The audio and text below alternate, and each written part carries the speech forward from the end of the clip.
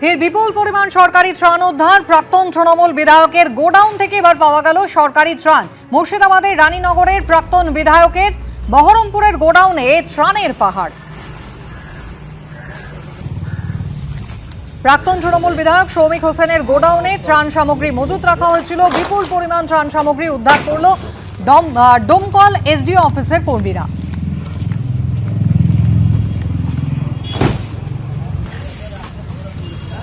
সেই একই ছবি, প্রাক্তন তৃণমূল বিধায়কের গোডাউন থেকে প্রচুর পরিমাণে সরকারি ত্রাণ উদ্ধার হয়েছে।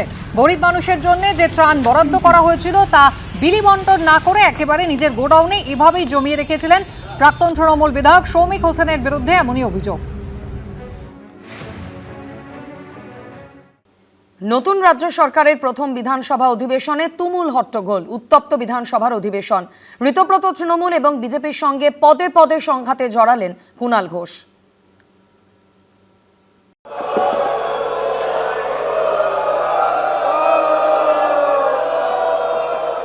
আমাকে গুরুত্ব দেওয়ার জন্য আপনাদের সকলকে আন্তরিক ধন্যবাদ।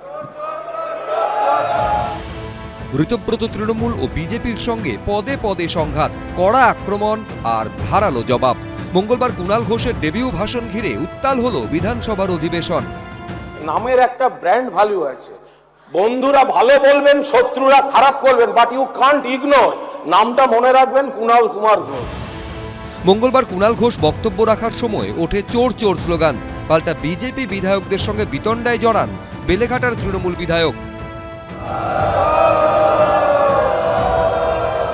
আমাদের শুনতে হয়েছে আমরা মাত্র 5 জন, আরে পাণ্ডবরাও 5 ছিল। কৌরব কুল কিন্তু 100 থেকেও বাঁচেনি। আমি অনুরোধ করব সবার কাছে যে মেইডেন স্পিচে ঠিক দুপক্ষই, শাসক বিরোধী দুপক্ষই তার সৌজন্যতা বজায় রেখে কথা বলুক। সোমবার বাজেট পেশের পর মঙ্গলবার ছিল রাজ্যপালের বক্তব্যের ওপর জবাবি ভাষণ। কালীঘাট তৃণমূলের তরফে বক্তা ছিলেন কুণাল ঘোষ। বারবার বিজেপি এবং ঋতব্রত তৃণমূলের দিকে নিশানা করেন তিনি। স্যার, এখনো হাতের আঙুলের কালি যায়নি। আমি খারাপ হতে পারি, আমরা হেরে যেতে পারি, কিন্তু আমি বেঈমান নই, আমরা বেঈমান নই।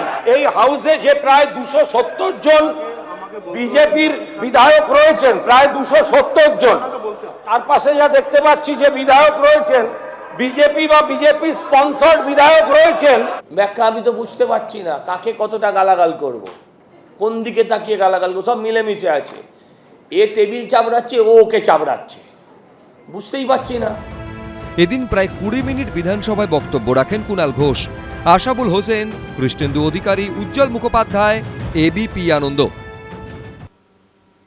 সোমবার নতুন জাতীয় কর্মসমিতি গঠন করেছিলেন ঋতব্রত বন্দ্যোপাধ্যায়রা। মঙ্গলবার নির্বাচন কমিশনে গিয়ে নামের তালিকা জমা দিয়ে তারা দাবি করলেন তাঁরাই আসল তৃণমূল।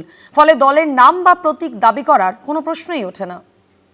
আমরাই তো তৃণমূল কংগ্রেস, আমরা আবার প্রতীক বা নাম ক্লেম করতে যাব কেন? তৃণমূল এখন আড়াআড়ি বিভক্ত। কালীঘাট তৃণমূল আর ঋতব্রত তৃণমূল। সোমবার মমতা বন্দ্যোপাধ্যায়কে বাদ দিয়ে নতুন জাতীয় কর্মসমিতি গঠন করেন ঋতব্রত বন্দ্যোপাধ্যায়রা, যেখানে মমতা বন্দ্যোপাধ্যায়কে সরিয়ে চেয়ারম্যান করা হয় অরূপ রায়কে। মঙ্গলবার নির্বাচন কমিশনে গিয়ে নতুন জাতীয় কর্মসমিতির তালিকা জমা দিলেন ঋতব্রত বন্দ্যোপাধ্যায়রা। আমাদের 2/3 বেশি বিধায়ক, তো majority of the people are with us. আমরাই তৃণমূল কংগ্রেস। তো আমরা হঠাৎ করে কেন হচ্ছে প্রতীকী বা ক্লেম করতে কেন যাব, আর সিম্বলি বা নামই বা ক্লেম করতে কেন যাব? We are the Trinamool Congress. আজকে দিল্লিতে নির্বাচন সদনে আমাদের এটা জমা হয়ে গিয়েছে। এখন আমরা সিইওর কাছে একটা কপি এখানে জমা দিলাম। কারুর কাছে ইডি গেছে 2 দিন আগে, হঠাৎ দেখা যাচ্ছে বিদ্রোহী শিবিরে। কারুর কাছে সিআইডি গেছে বিদ্রোহী শিবিরে, কারুর কাছে সিবিআই গেছে বিদ্রোহী শিবিরে, কারুর সব অন্য ধরনের সব বিদ্রোহী শিবির। ফলে বিদ্রোহী শিবিরে যেতে পারেন, কিন্তু বিদ্রোহী শিবিরে নাম লেখালে অন্য অভিযোগ থেকে আইনি মামলায় বেঁচে যাবে, এটা যেন না হয়, সেটা আমরা মুখ্যমন্ত্রীকে বলেছি এবং তিনি সহমত পোষণ করেছেন। এদিকে কালীঘাট তৃণমূলের তরফেও জাতীয় কর্মসমিতি গঠন করা হয়েছে। হয়তো দেখা যাবে যে তালিকা জমা দেওয়া হয়েছে, সেই তালিকা থেকে দেখা যাবে 2 জন হচ্ছে কালকে বলছেন তারা সেই পদত্যাগ করছেন। তো এই নিয়ে বলতে গিয়ে সময় নষ্ট করার কোনো মানে নেই। যারা ধরুন যাচ্ছেন, যাচ্ছেন, আজকে গেছেন, কালকে আর যাবেন না, বা কালকে যাবেন পরশু আর যাবেন না। সোমবার নিউ টাউনে নভোটেল হোটেলে অল ইন্ডিয়া তৃণমূল কংগ্রেসের স্পেশাল সেশন ডাকা হয় ঋতব্রত বন্দ্যোপাধ্যায়দের তরফে। সেই বৈঠকেই চূড়ান্ত করা হয় নতুন জাতীয় কর্মসমিতির সদস্য তালিকা। চেয়ারম্যান করা হয় অরূপ রায়কে। সহসভাপতির দায়িত্ব পান একদা মমতা বন্দ্যোপাধ্যায়ের ছায়াসঙ্গী ফিরহাদ হাকিম, অরূপ বিশ্বাস। রথিন ঘোষ ও সাবিনা ইয়াসমিনকেও সহসভাপতি করা হয়েছে।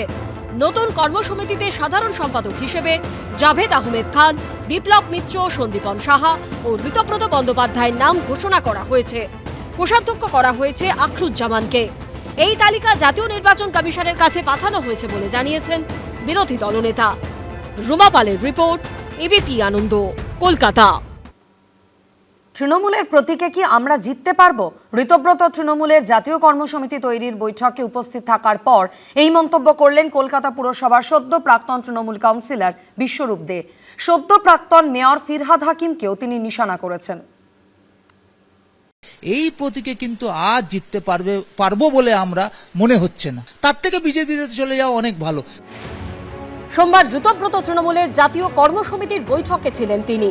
মঙ্গলবার এই মন্তব্য করলেন কলকাতা পুরসভার ৪৮ নম্বর ওয়ার্ডের প্রাক্তন তৃণমূল কাউন্সিলর বিশ্বরূপ দে। কলকাতা পুরসভার মেয়র পদ থেকে ফিরহাদ হাকিমের পদত্যাগের পর বসানো হয়েছে প্রশাসক।